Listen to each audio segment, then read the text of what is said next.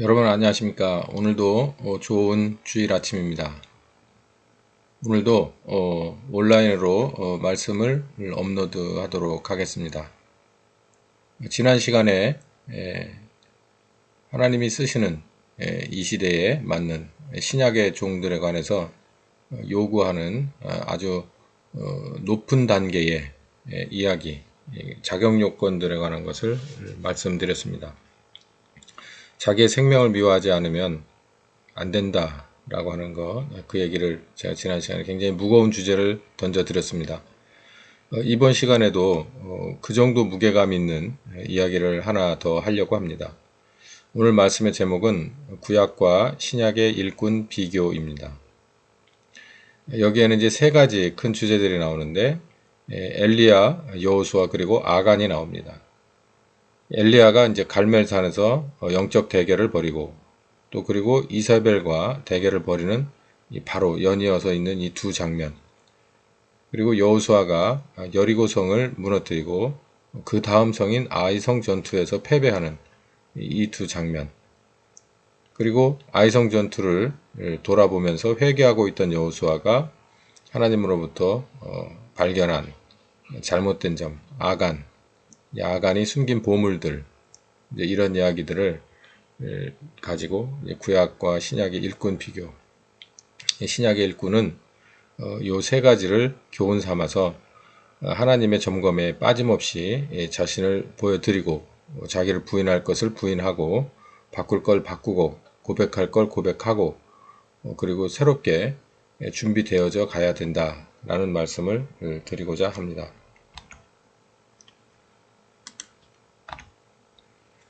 자, 이제 엘리야에 관한 이야기를 좀 하겠습니다. 엘리야가 크게 두 얼굴을 가졌습니다. 여러분도 말씀드리면 대략 아실 내용입니다. 그리고 평소에도 궁금해 하셨을 수도 있습니다.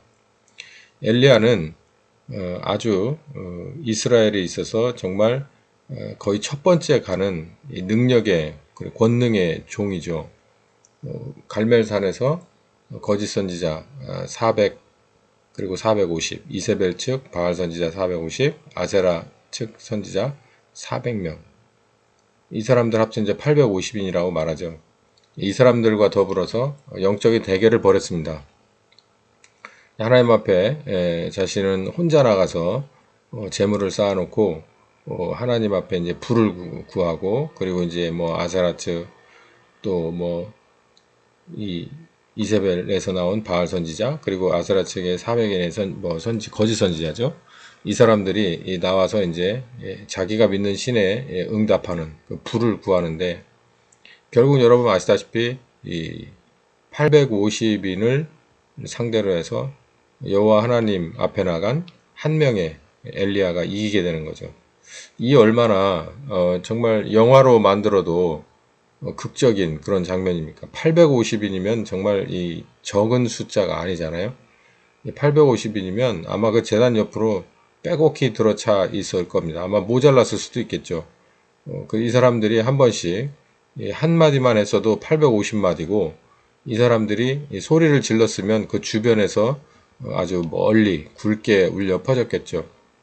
그러니까 이들의 기도 소리와 이들의 외침 소리와 이들의 행동이 모두 엘리야에게는 위압감이고 많은 사람들이 보기에도 상대가 안 되는 비교 불가의 상황이었을 것입니다. 그런데 결국은 이겼죠. 뭐 이겼으니까 뭐 더 이상 말할 게 없고, 멋지게 더군다나 이겼으니까 더 좋고, 그리고 나서는 이제 엘리야가 아주 사기충천해 있었죠. 그래서 바알 선지자들을 기손 시내가에서 다 죽였다. 성경은 이렇게 말하고 있고, 그리고 아합의 앞에서 허리를 동이고 달려갔다. 그러니까 뭐 아합이 걸어갔겠어요. 그러니까 아합이 뭔가를 타고 갔을 텐데, 타고 가는 것을 앞에 서서 같이 서슬슬 걸어간 게 아니라 달려갔다. 앞서서 달려갔다. 길잡이 노릇을 했다. 뭐 이 정도로 용기와 패기 그리고 체력이 최상이었었다는 것을 알 수 있습니다. 이게 갈멜산에서 엘리야를 누구든 다 동경하죠. 그리고 이렇게 되길 원하고, 또 기도원 이름도 갈멜산 기도원이 꽤 있습니다. 또 여러 부흥 강사들 뿐만 아니라 각 교회에서도 목사님들이 엘리야에 대한 설교를 아마도 한 번도 안 해보신 적은 없을 거라고 봐요. 그리고 못 들어보신 적도 없을 거고, 또 이렇게 되길 원하고, 워낙에 큰 선지자죠. 유명한 선지자죠. 이 장면을 모르는 사람이 누가 있겠습니까? 다 알죠. 그런데 비가 온다고 앞서서 달리던, 그렇게 장거리를 열심히 달릴 만큼 체력도, 그리고 영적인 지략과 그런 권능도 어마어마했던 이 엘리야가 이세벨 앞에 섭니다. 이제 바로 연결되는 건데, 이게 이제 열왕기상 18장에서는 엘리야의 대승, 그리고 열왕기상 19장에서는 이제 반전이 옵니다.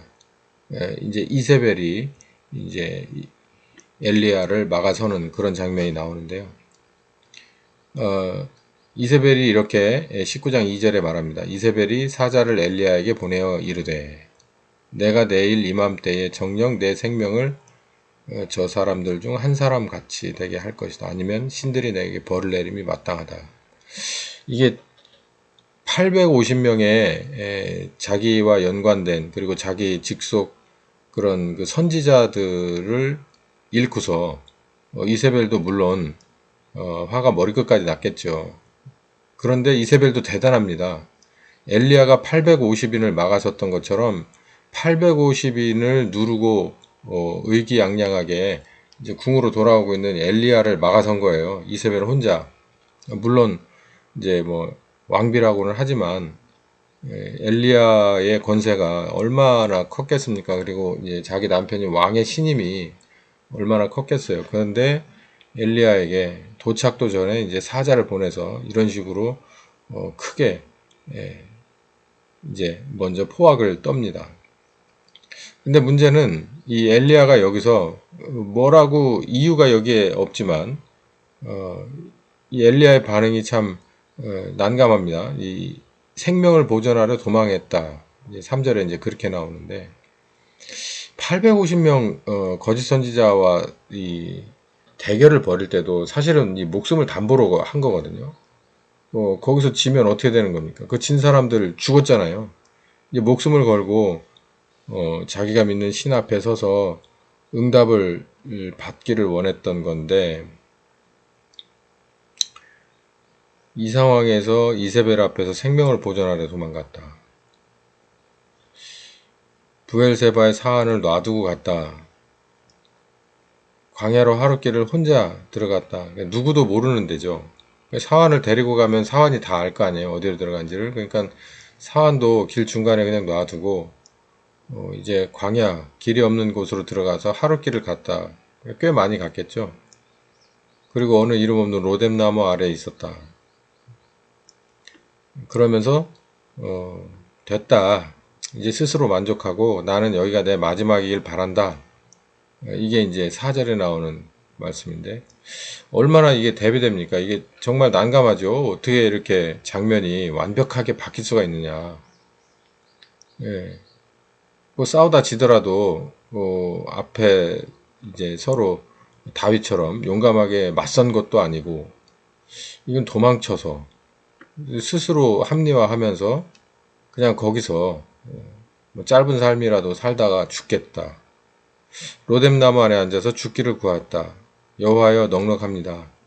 이제 내 생명을 취하시옵소서. 나는 내 열조보다 낫지 못합니다. 여기까지인 것 같습니다.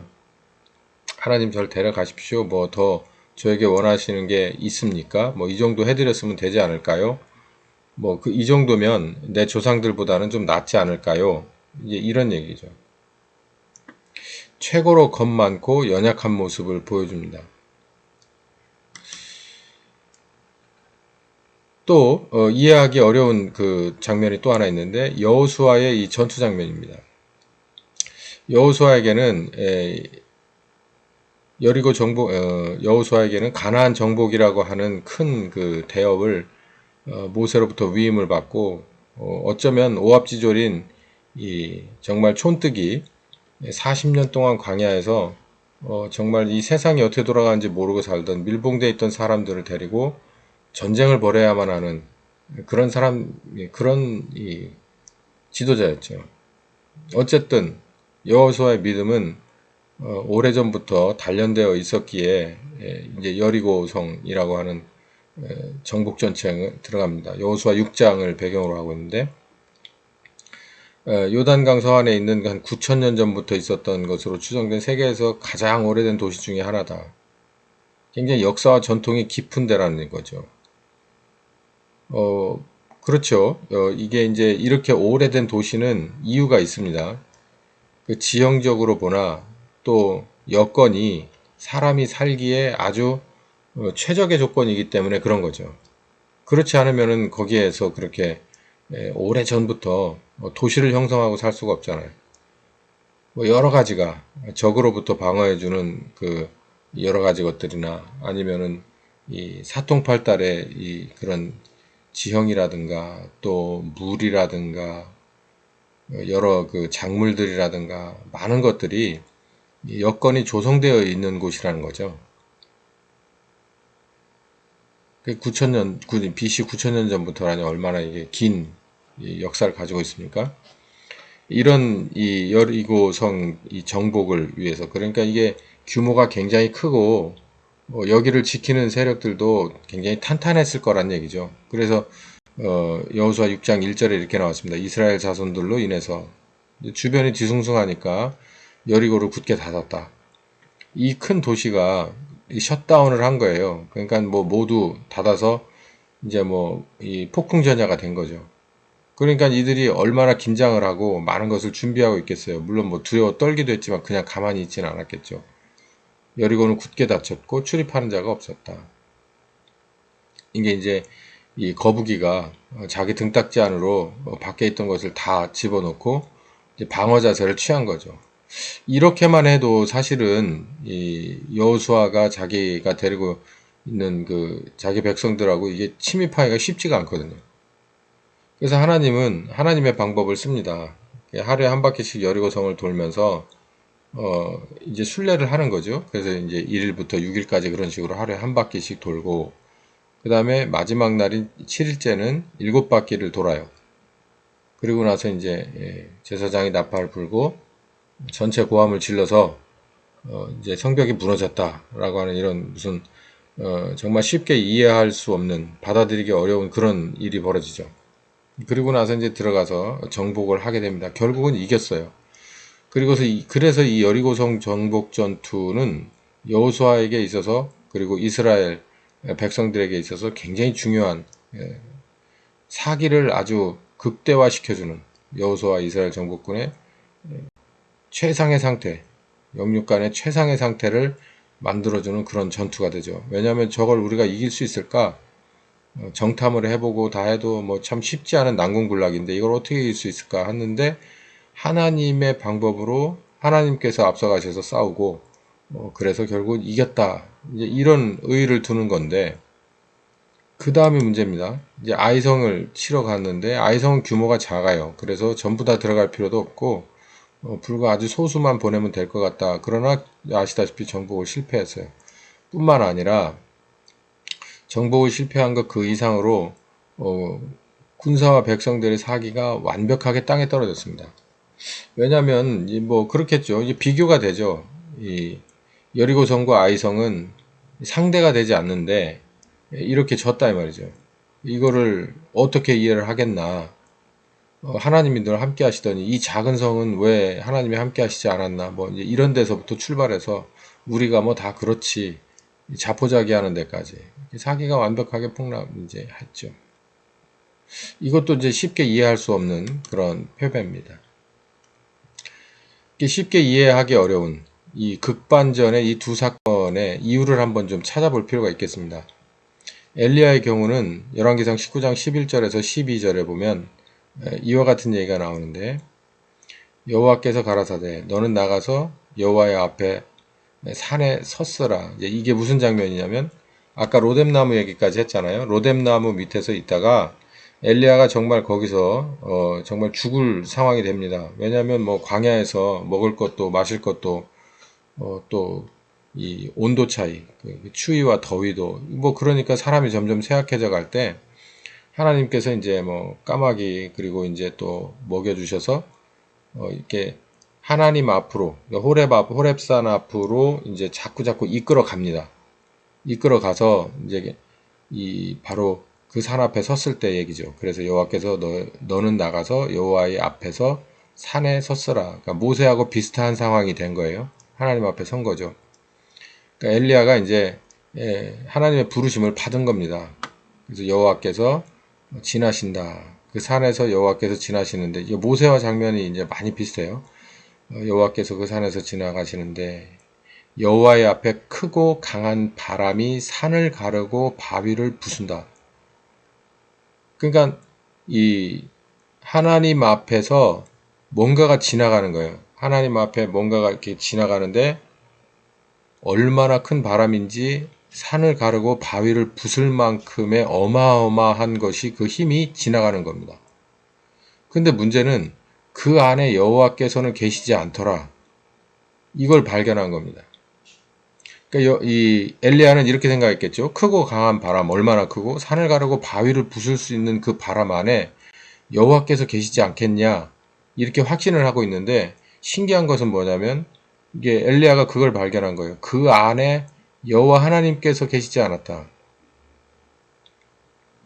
이게 이제 자기가 믿고 있던 하나님이 이제 여기서 이제 그 정의가 바뀌는 거죠. 크고 강한 바람, 산을 가르고 바위를 부술 만한 그 바람 가운데서 여호와가 계시지 않았다. 자, 이제 또 더 가봅니다. 이제 그 어마어마한 바람이 지난 뒤에 또 어마어마한 지진이 있었다. 그 땅을 흔들고 모든 것을 다 삼켜버릴 만한 이런 지진이죠. 이게 완전히 큰 힘이지 않습니까? 어마어마한 힘. 이 바람도 그렇고 지진도 그렇고. 그렇지만 그 가운데서도 여호와께서는 계시지 않았다. 뭔가 더 이상하죠. 그 지진 후에 또 불이 있었어요. 이 불도 이제 뭐 적당한 불은 아니겠죠. 어마어마한 불이겠죠. 모든 걸 빨아들이고 소멸해 버릴 만한 불이겠죠. 근데 그 불 가운데도 여호와께서 계시지 않았다. 바람, 지진, 불.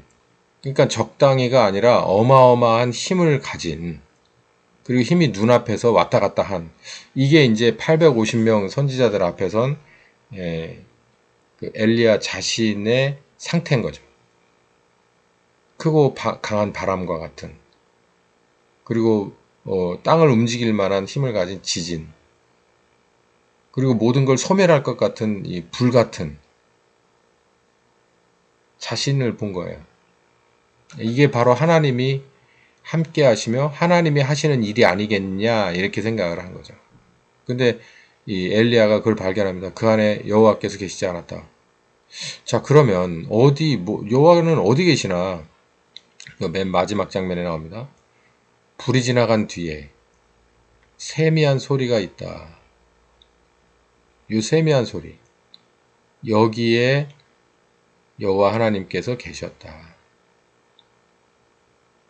그러니까 정리를 해보면 이런 거예요. 자기는 이 강한 바람과 같은 이런 상태에도 놓여봐 있었고, 또 그리고 지진 그리고 불과 같은 이런 상태에서도 다 놓여봐 있었는데, 그 가운데서 여호와 하나님께서 함께 하셔서 여호와 하나님이 원하시는 진정한 사역자로서의 길을 가지 못했구나.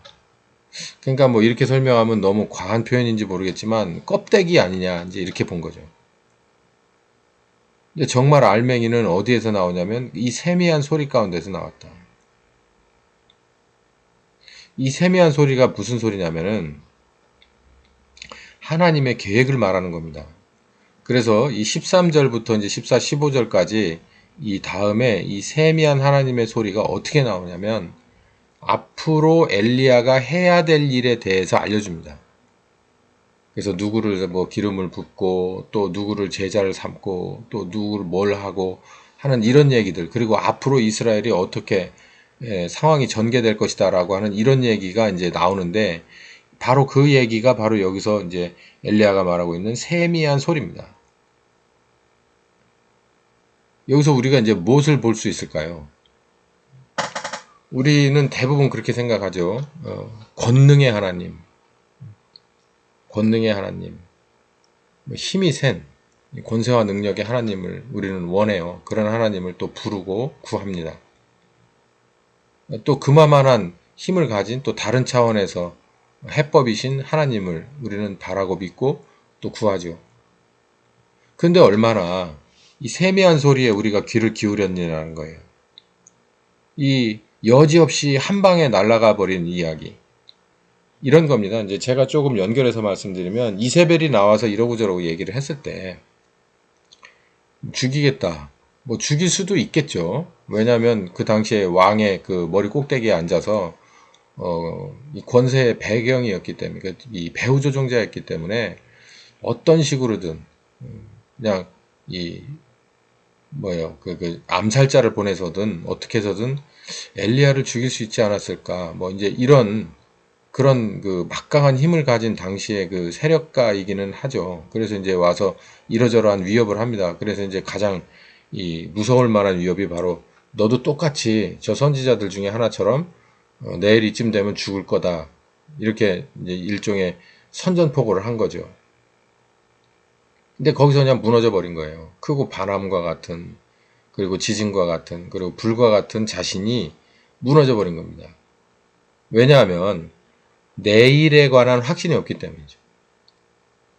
근데 여기 세미한 소리 가운데서 뭐라 그러냐면 내일 모레 뭐 그 뒤에 한동안에 있었던 네가 해야 될 일이 있는 거예요. 그러니까 여기서 아주 간단한 논리로 볼 때 내일 죽는 건 아니구나. 이건 알 수 있는 거죠. 세미한 소리가 들리는데 그게 보니까 이게 그냥 짧은 시간에 내가 할 수 있는 일이 아니에요. 이 일도 해야 되고 저 일도 해야 되고 다 있기 때문에 그것에 관해서 만약에 이 세미한 소리를 이 19장 12절 미만에 있었던 이 하나님과의 이 세미한 소리를 듣는 것이 이세벨을 만나기 전에 있었다면 엘리야가 어땠을까요? 엘리야가 그렇게 무너지진 않았겠죠. 왜 그러냐면 이 세미한 음성을 듣고 나서 엘리야는 다시 언제 그렇게 연약했냐 싶게 다시 원위치로 돌아갑니다. 그래서 다시 자기가 있던 곳으로 돌아가서 나머지 일들을 묵묵하게 준행을 하죠. 그리고 이제 결국은 하나님의 죽음을 보지 않고 요단강 너머에서 이제 데리고 가는데 그게 이제 이 엘리야가 있었던 것 그리고 없었던 것 이유를 찾아보는 것이 바로 이 세미한 소리 하나님의 계획에 관한 우리 이것도 필요한 겁니다. 하나님이 진짜 나를 어떻게 쓰시길 원하나 하나님이 나를 무엇에 쓰시려고 이 세상에서 그렇게 살던 사람을 나를 불러서 지금까지 오게 했나 그거를 알아야 돼요. 하나님이 내게 주시는 비전 그 비전도 대부분 우린 그냥 권능 쪽의 걸 원하죠. 그냥 앞에 가로막힌 것을 그냥 확 뚫고 나가는 것, 뭐 이런 것들을 주로 원하는데 큰 그림을 이렇게 하나님으로부터 받을 필요가 있어요. 그래야 이 작은 것들을 내가 뚫어내기도 하고 돌아가기도 하고 또 참고 견디며 극복하기도 할 수가 있겠죠. 그거를 엘리야는 몰랐던 겁니다. 근데 이제 그 하나님을 만난 거예요. 네가 앞으로도 이러저러한 일을 더 해야 된다. 그리고 나서 이제 엘리야가 센스가 있으니까 그러면 겁내지 말고 내려가자. 그래서 이제 내려가서 이제 자기 일을 하게 된 거죠. 여호수아의 경우를 좀 보겠습니다. 여호수아 7장 10절에서 26절에 아이성에서 패배해서 여호수아가 하나님 앞에 엎드렸습니다. 뭐가 문제인지 알기 원해서죠. 하나님이 여호수아에게 이렇게 말합니다. 하나님이 금지한 물건을 훔친 죄가 있다. 그게 도대체 뭔가 이제 찾아 나섭니다. 이 죄인을 찾아 처벌하지 않는다면 내가 너하고 앞으로 남은 전쟁을 함께 할 수가 없어. 이렇게 말을 하고 그리고 이제 찾았더니 결국은 이렇게 됩니다. 아간이라고 하는 자가 자기 텐트 밑에 뭔가를 숨겼어요.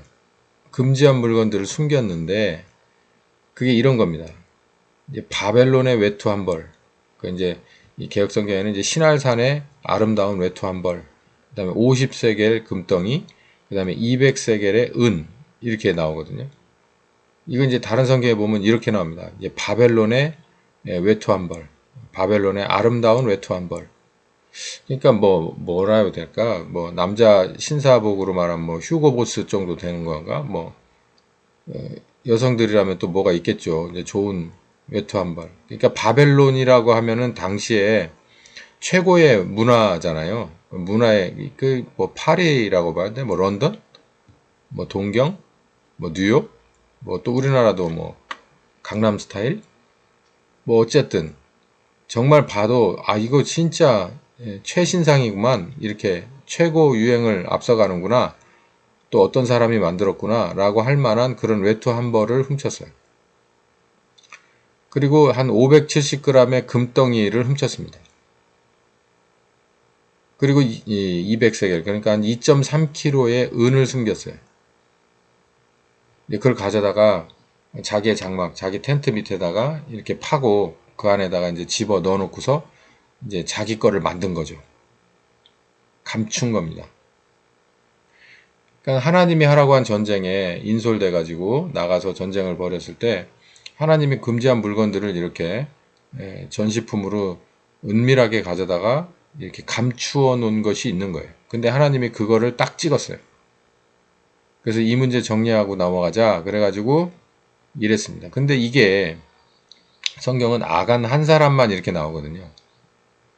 근데 혹시 저는 아간 한 사람이었다라고 믿어요. 그런데 만약에 우리가 만약에 전쟁을 했다면 아간 한 사람, 그러니까 단 한 사람만으로도 찾아냅니다. 근데 그냥 상식적으로 이런 상황이 똑같이 우리들에게도 벌어졌다면 어디 한 사람뿐이겠냐라는 거죠. 그러니까 우리가 교훈을 받을 땐 아간 한 사람이지만 지금 우리 각자의 모두라고 일단은 점검을 받아야 되는 필요가 있어요. 왜냐하면 하나님의 사역이 여기서 정지가 됐잖아요. 이 아간 한 사람의 한 이 행동, 이거 그냥 눈 감고 넘어갈 수도 있고 오히려 권장할 수도 있는 내용인데, 뭐 니네가 목숨 걸고 싸웠으니까 전리품은 니네 거다라고 그러면 이제 더 막 죽기 살기로 가서 전쟁을 할 텐데요. 근데 이걸 금지하고 이거를 이렇게 노획한, 그리고 숨긴, 이걸 찾아내요. 하나님 정말 대단하죠. 그래서 아이성이라고 하는 이 작은 성을 패배합니다. 그리고 완전히 그들의 사기를 추락시켜 버리죠. 그래서 이제 다시 이 아이성을 다시 도륙하기 전에 이 문제를 해결해야 되겠다라고 하나님이 작정을 하고 요 문제를 이제 여호수아에게 준 거예요. 너희들 중에서 이제 이런 죄가 있어, 찾아내봐. 그랬더니 이제 찾았더니 이제 이런 상황이 벌어진 거예요. 원인을 찾은 거죠. 그럼 이 얘기가 무슨 얘기일까? 내 장관 밑에 감춘 것들이 뭔가 라는 겁니다. 여기서 근데 이제 이 중요하게 볼 만한 게 있는데요. 뭐 여기 이제 외투 한 벌이 뭐 의미하는 것이 있겠죠. 또 금덩어리가 의미하는 게 있고 은이 의미하는 게 있을 거예요. 근데 은이라고 하는 것을 성경은 이제 2번 반복을 합니다. 은은 옷, 그 다음에 금덩어리, 그 다음에 마지막에 은을 두었다. 그러니까 은은 가장 밑에 있었다. 은은 가장 밑에 있었다. 은은 가장 밑에 있었다. 이 얘기를. 은은 제일 밑에 있었다라는 얘기를 2번 반복을 하거든요. 왜 이렇게 2번 반복을 했을까라는 것을 한번 여기 성경에는 정확하게 나오지는 않아요. 그러니까 여러분 상식적으로 가장 밑에다가 뒀다는 얘기는 이게 자기에게 있어서는 정말 그래서 어떻게 있었을까요? 가장 위에는 이 옷이 있지 않았을까요? 그 다음에 금이 있었고 은은 뭐 성경에서 2번이나 말했으니까 가장 밑에 있는 거. 어떤 것이 가장 중요하겠나? 제가 볼 때는 은이고 금이고 그 다음에 옷이었다고 봅니다. 그러니까 가장 밑에 두었겠죠. 깊이.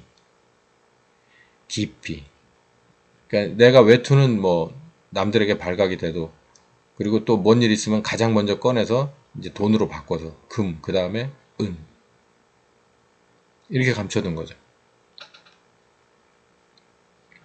은은 성경에서 성결을 대변하고 있어요. 성결을 대변하는 그런 금속입니다. 금은 믿음이죠. 은은 성결이에요. 근데 여기 보니까 이거를 간직하고 이게 좋은 것이라서 간직한 게 아니라 하나님이 금지한 물건들을 감춘 거예요. 그것도 이제 자기 장막에다가. 여기에서 우리가 읽을 수 있는 게 그거죠. 이스라엘의 이 전투병들 속에 이런 것들에 대한 그런 이 시선이 있었던 거예요. 이 바벨론의 이 아름다운 외투의 시선, 눈길이 가는 거고, 여전히 금덩어리, 이 금덩어리라는 게 정말 어마어마한 힘을 이렇게 농축해 놓은 거잖아요. 결정체니까 이것에 대해서 또 그리고 성결이거든요. 하나님의 백성은 그러니까 구별되는 것을 원하죠. 그래서 이 여리고성 정복작전 전에 모두가 이제 할례를 받는 이제 그런 장면도 있거든요. 할례도 이제 구별됨, 성결의 의미를 말하는데요. 하나님이 제일 싫어하는 것이 이제 이방 백성들하고 영적으로 섞이고 그 다음에 육체적으로 섞이는 것을 싫어했죠. 그런 게 이런 겁니다. 하나님의 백성들이 바벨론의 외투를 눈길을 준다. 그러면 그 이방의 신을 섬기는 백성들하고 다를 게 없잖아요. 그러니까 하나님의 백성이, 이건 구약의 얘기고, 신약으로 왔을 때는 하나님의 자녀가, 예수 그리스도의 제자가, 예수 그리스도의 사역자가 신할산의 외투에 시선을 두고 마음을 뺏긴다? 마음을 뺏기는 것뿐만 아니라 이제 그걸 가져다가 자기 깊숙한 곳에 숨긴다? 그 욕심을, 욕망을 숨기고 있어요. 금덩어리, 이게 뭐겠습니까? 이제 금이 이제 하나님 앞에서 이제 온전한 믿음을 말하는데, 이게 뭐예요? 노획물이잖아요. 노획물. 여리고의 금인데, 여리고라고 하는 게 정말 얼마나 이 살기가 좀 녹록하니까 그 사람들이 이렇게 많이 모여 사는 도시잖아요. 광야에서 40년 굶은 사람들이 와가지고 보니까 이 신할산에 외투도 눈길이 가고 금도 눈길이 가는 거예요. 금 가지면 안 되는 게 없는 거예요. 그 성 안에서 그냥 금이라고 하는 게 하나님인 거예요. 이 금만 있으면은 못할 게 없는 거죠. 여기에 이제 관심이 있는 거예요. 여리고성에 딱 들어가 보니까 야, 이게 모든 힘의 원천이구나 라는 것을 아는 거예요. 광야에서는 모든 힘의 원천은 보이지 않는 하나님이었고, 하나님 앞에 자기가 순종하는 것 안에서 자기의 하루가 이렇게 연결되는, 우리 하나님이 이런 것이 증명되는, 어쩌면 메마른 땅이었죠. 자, 이 은은 뭘까요? 은은 이제 성결을 의미한다고 제가 말씀드렸잖아요. 이거 보십시오. 이 아름다운 외투가 있는 곳, 그리고 금덩어리가 하나님인 곳에 성결이라는 게 의미가 있겠습니까? 여러분 아시다시피 바알신이나 아세라 목상은 이 풍요의 상징입니다. 이 풍요의 상징, 그 옛날에 이런 이 제사 방식은 아주 하나님이 보실 때 옳지 않은 거예요. 깨끗하지 않은 것이죠. 여기에 눈을 뜨기 시작한 거예요. 근데 이게 가장 밑에 깔립니다. 이게 쉽지 않은 거죠. 이거 제거하는 게 쉽지 않고 이거를 남에게 들키기 싫은 거예요. 이게 하나님의 백성입니다. 이게 하나님의 백성이에요. 아간이 이 전투를 나갈 정도면 이 사람이 40년 동안 광야에서 나름 열심히 광야 생활을 하고 하나님의 용사가 된 사람들이죠. 이제 그런데도 이 여리고에 들어갔을 때 이런 것들이 이 시험에 걸려 넘어졌다.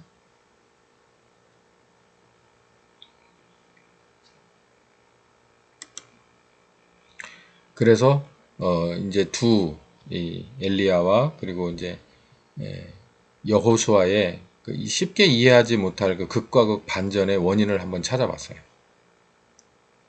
자, 그러면 오늘 이 본문은 이 신약 시대를 사는, 그리고 하나님의 진정한 사역자들이 움직일 만한 때가 된 지금 이 상황에서 우리에게 어떤 거를 의미하는가 교훈을 주나. 사탄은 영물입니다. 이걸 우리는 잊어버리면 안 돼요. 쉽게 이런 이야기죠. 하나님이 하나님의 일을 하시려고 할 때 성령님과 더불어서 하나님의 사람, 사역자를 씁니다. 그러니까 성령님과 인간, 이제 사역자죠. 인간 사역자. 이렇게 조합을 이루어서 써요. 그러니까 성령께서 오셔서 예루살렘 교회에 함께 하시고 또 그들의 한 사람 한 사람과 함께 해서 사역을 한 내용이 사도행전에 나오잖아요. 성령님과 사도들이 하신 일, 이게 이제 사도행전인데 그 조합을 하나님이 굳이 고집을 하시는 거예요. 성령님이 단독으로 하시지 않고 사람 사역자를 꼭 써요. 근데 문제가 어디서 발생을 하냐면 항상 성령님에게서 문제가 발생을 해서 하나님의 뜻이 이제 지연되는 법은 없고 사람 사역자가 문제가 있어서 그러니까 그 자격 요건이 제대로 갖춰지지 못한 상태에서는 이게 100% 이게 시험에 걸려 딜레이가 되게 되는 거죠. 그래서 하나님은 제가 지난 시간에 말씀드렸듯이 여러 가지 것을 점검한다는 거예요. 보내시기 전에.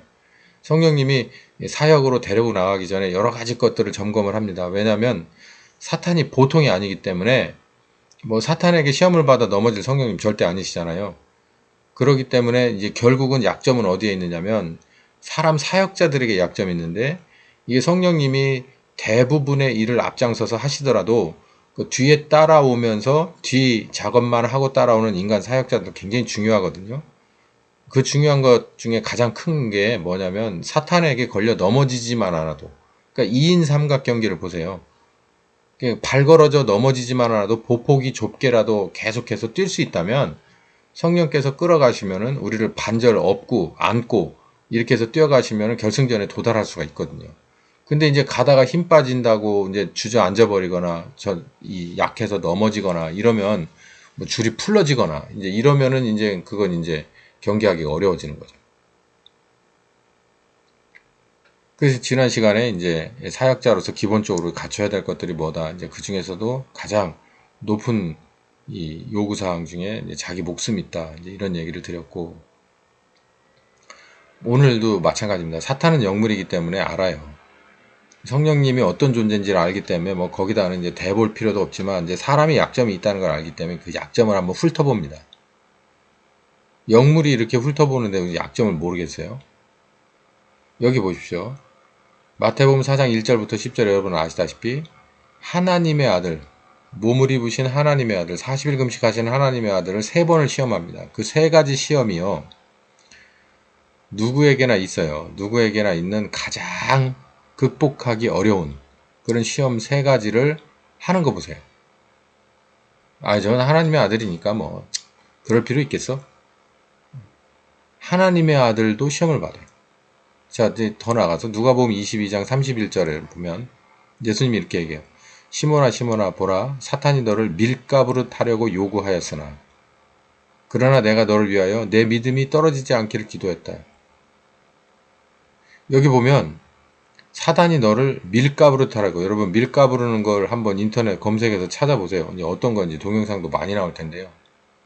완전히 들었다 놨다를 바람 앞에서 이렇게 밀을 건불 섞인 밀을 들었다 놨다를 합니다. 그게 이제 밀가부르는 것이거든요. 그러면 어떻게 될까요? 정말 가리고 있던 모든 것은 완벽하게 다 날아가 버리는 거예요. 그러니까 이걸 누가 하냐면은 사탄이 한다는 거예요. 누구를? 베드로가 진짜 믿음이 얼마나 실한 사람인지 한번 볼까요? 제가 한번 이거 한번 밀가부르듯 한번 점검을 해볼까요? 이 얘기예요.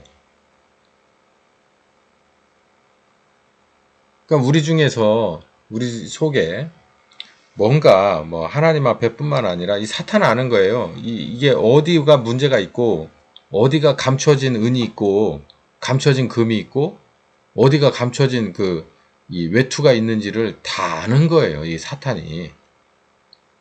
그게 준비가 안 된 상태에서 성령님을 따라서 데리고 나가지도 않지만 데리고 나갔을 때 사탄은 아는 겁니까? 성령님은 그냥 패스시키고 이 사역자를 건드리는 거예요. 야, 너한테 아직 외투가 숨겨져 있네. 너한테 아직 금덩어리, 그 황금이 너한테는 굉장히 중요한 위치구나. 너한테는 이 성결의 문제가 있네. 이 문제 아직 해결되지 못했군. 그래서 그걸 꼭 찍어내는 거예요. 오죽하면 밀 까부르듯 한다는 거예요. 여러분 밀을 까불어 보면 그 안에 뭐 거의 웬만한 건 다 없어지겠죠. 본체가 드러나는 겁니다. 내 본체가 드러나요. 근데 그게 누구 앞에서 드러나냐면 이게 사탄 앞에서 드러나면 안 되죠. 하나님 앞에 먼저 드러나야 되고 하나님 앞에 먼저 드러나서 다시 한번 새로운 기회를 얻어서 새롭게 창조되고 나서 나가야죠. 그리고 이제 사탄이 밀가루도 까불었을 때, 아, 이거 아무것도 없네. 이렇게 돼야 하나님의 뜻을 이룰 수가 있겠죠. 욥기 1장에 보면은, 욥이 1장에 보면 대단한 사람인 게 나오죠. 뭐 이리저리 뭐 이렇게 해서 뭐 제사도 드리고, 얼마나 하나님을 경외하고 두려워하는 사람인지를 나옵니다. 근데 사탄이 거기에 이렇게 말해요. 욥이요, 하나님이 소유물을 넉넉하게 주시고 뭔가 잃어버린 상처가 하나도 없기 때문에 저렇게 배불러서 하나님을 저렇게 잘 섬기는 거 아니겠습니까? 라고 합니다. 근데 그 지적이 맞았어요. 그 뒤로 소유물이 없어지고 힘든 상황이 계속되니까 욥의 입에서 하나님 얘기가 쏙 빠지기 시작하고 원망 소리가 나오기 시작하죠. 사탄이 이런 존재입니다. 하나님은 아시죠? 뻔히 이거 뭐 가면 사탄이 절대로 이거 그냥 놔두지 않는다. 여기저기 노려보고 들춰보고 다 점검하고 어디 흠잡을 데 없나. 요즘 날의 정치 세계도 뭐 보시면 알겠지만 이 정도면 괜찮은 분 아니야? 라고 생각하는데 그런 분들 많잖아요. 뭐 반기문 이런 분들 뭐 어떤 정권에서 뭐 국무총리 뭐로 이렇게 낙점이 돼가지고 청문회에 들어간 사람들 쭉 올라가 보면 어디서 가져온지 모르는 그런 정말 본인 스스로도 잊어버렸을 만한 일들이 막 다 나오잖아요. 같은 겁니다. 하나님이 사탄을 정벌하러 나가는데 사탄이 가만히 있겠어요? 온갖 것을 다 없는 것도 있는 것으로 만들어가지고 사람을 현혹하고 공포에 몰아넣고 그래서 뭔가 자기의 뜻을 이루려고 하는 이 사탄인데 그런 이 잘못된 거짓도 밥 먹듯이 하는 사탄인데 있었던 일 그리고 지금도 있는 일을 가지고서는 그냥 두겠냐는 거죠.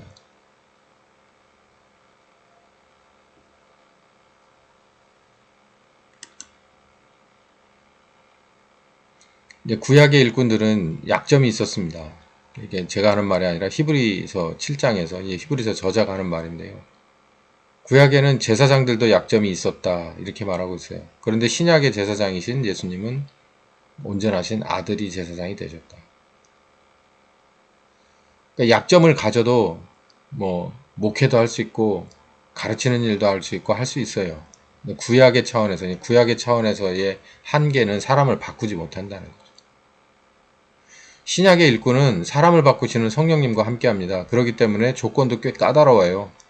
약점이 있으면 안 됩니다. 그렇기 때문에 깊이 숨겨져 있는 40년 동안이나 준비되었지만 어마어마한 하나님과 함께 했지만 그러나 여전히 자기 속에 있던 이 정도는 이거 그러니까 내 안전금고 안에 숨겨놓은 거죠. 그거 세 가지가 적나라하게 드러나서 결국은 하나님의 일이 딜레이가 되잖아요. 이렇게 말합니다. 히브리서 4장 12절 13절에 하나님의 말씀은 살아있다. 운동력 있다. 좌우의 날선 어떤 것보다도 예리하다. 그래서 혼 속에, 영 속에, 관절과 골수 속에 있는 그리고 마음과 생각 속에 있는 그런 것까지 전부 하나님 앞에 다 드러난다. 그러니까 하나님은 우리들의 모든 것을 알고 있다. 이게 이제 주로 치료하시는 분이라고 할 때 육체도 치료하고 영과 마음도 치료하고 할 때 이런 것도 있지만 이 히브리서 4장 전체를 가만히 읽어보면 무슨 얘기냐면 하나님은 너희들 깊은 곳에 있는 어디 마음의 생각과 그리고 관절 속에 그리고 골수 속에 있는 너희들의 잘못된 부분 문제거리가 되는 이 부분들을 하나님은 다 알고 있다.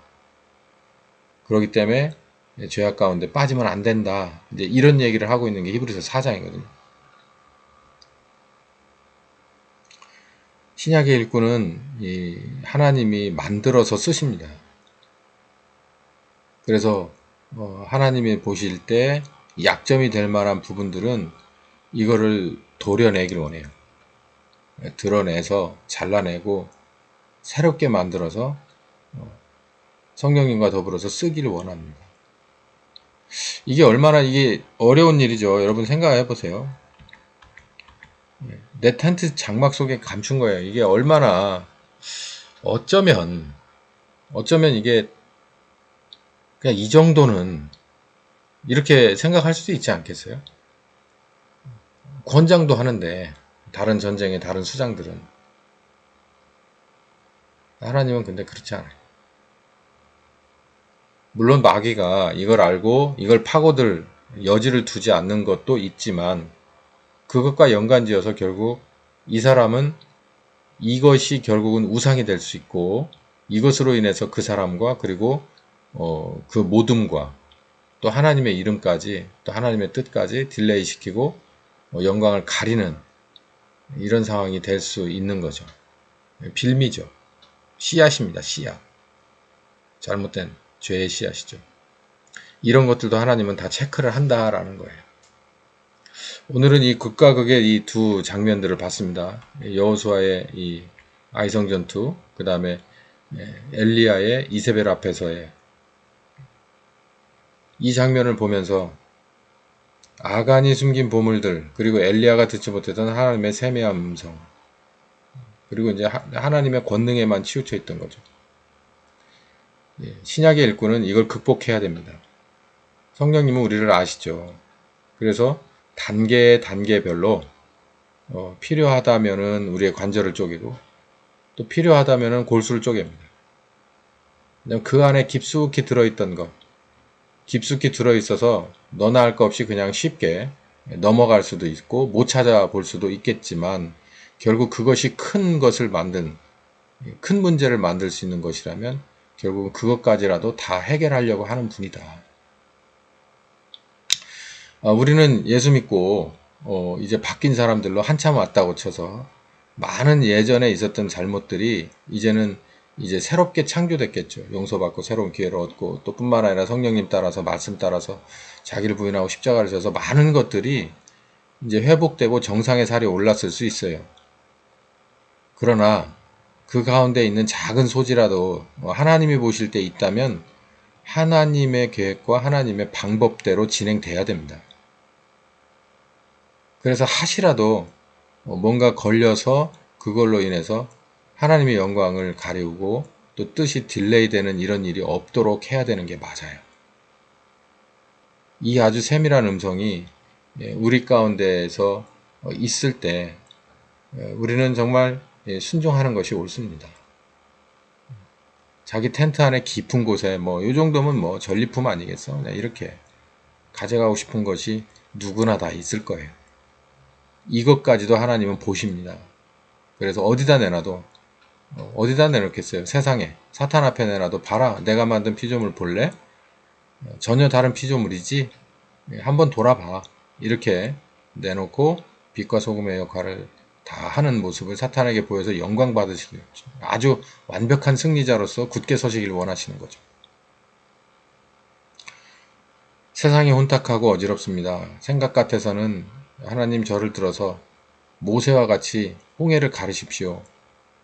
또 여호수아와 같이 요단을 가르십시오. 여리고를 무너뜨려 버리십시오. 제가 따라가겠습니다. 라고 정말 큰 소리로 외쳐서 고백하고 가기를 원하는, 준비됐습니다. 라고 말하고 싶기도 하겠지만 또 그럴 상황이기도 하지만 하나님은 그 급한 하나님의 뜻, 이 세상을 정말 하나님의 모든 것으로 채우고 물이 바다 덮음과 같이 승리하시길 원하시는 그런 것을 잠시 미루는 이유는 성령님과 더불어서 같이 일할 만한 사역자들이 꼼꼼하게 준비되는 것을 오늘도 바라기 때문이죠.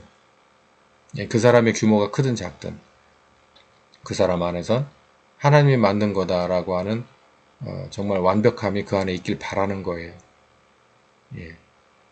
하나님은 어쩌면 이 세상의 모든 것을 불과 바람으로 지진으로 흔들어 놓기 전에 엘리야를 진정한 엘리야로 만드시기를 원했었는지도 모릅니다. 진정한 엘리야가 됐을 때 하나님은 소박한 뜻을 다 이루셨어요. 근데 그 소박한 뜻을 이루신 것들이 그 가운데서 엘리야 못지않는 엘리사가 나왔고 또 이스라엘에 잠시나마 하나님이 원하시는 뜻이 정치권에서 이루어지는 일들도 막 일어났죠. 구약과 신약의 일꾼은 좀 차이가 있습니다. 왜냐하면 신약은 예수님께서 십자가에 죽고 부활하셔서 보내신 성령께서 이제 온전함을 이루는 때이기 때문입니다. 사역자들도 성령님의 인도함을 받아서 그 단계까지 가야 합니다. 그래야 하나님이 원하시는 하나님의 손에 들린 무기로서 정말 일사불란하게 쓰임을 받을 수 있을 것입니다. 사탄을 찔러야죠. 사탄을 찌르려고 든 하나님의 무기가 정말 하나님께 손상을 가하는 그런 사람들이 되면 안 되겠죠. 귀한 은혜가 여러분과 함께 하시는 말씀이 되기를 바랍니다. 기도하겠습니다. 감사하신 하나님, 하나님은 정말 하나님이십니다. 하나님은 거룩하신 분입니다. 하나님이 거룩하니 우리도 거룩하라고 했습니다. 하나님이 보실 때 문제가 있을 만한 작은 티끌도 용납하지 않고 이 문제를 해결하시기 위해서 하나님의 정말 어마어마한 그 노도와 같은 뜻을 잠시 세워놓고 나를 준비시키시는 것에 진심으로 감사를 드립니다. 내 텐트 아래 묻혀있던 것들, 그냥 이 정도면 그냥 언제나 그냥 뭐 굳이 이렇게 생각했던 것들 하나님이 끄잡아내고 싶어 합니다. 그 가운데 외투도 있고 그 가운데 금덩어리도 있고 그 가운데 은도 있습니다. 주님께서 원하시는 뜻이 무엇이든 간에 그것이 항상 최선이고 최고이고 가치입니다. 오늘도 이 말씀을 듣고 묵상하며 따라가는 한 사람 한 사람의 그 귀한 순종에 그리고 그 귀한 기도에 함께 하셔서 응답하여 주시고 그들 속에 있는 혹시 있을지 모르는 깊은 곳에 감춰진 세 가지 보물들이 하나님이 끊어버리라 할 때 이들도 용기 있게 믿음을 가지고 끊어버릴 수 있는 이들이 다 돼서 하나님 앞에 올바로 설 수 있는 우리 모두가 되기를 원합니다. 이로 인해서 하나님이 영광 받으실 만한 일들을 자유자재로 할 수 있는 그날이 속히 오기를 바랍니다. 주 예수 그리스도의 이름으로 기도했습니다. 아멘. 지금은 우리 주 예수 그리스도의 은혜와 아버지 하나님의 극진하신 사랑하심과 성령님의 교통하시는 역사가 이제는 어디까지든지 성령님 따라가기로 작정하며 내 텐트 밑이라도 파헤치기로 작정한 심령과 가정과 교회 위에 함께 하시길 주 예수 그리스도의 이름으로 축원하옵나이다. 아멘. 오늘은 여기까지 하겠습니다.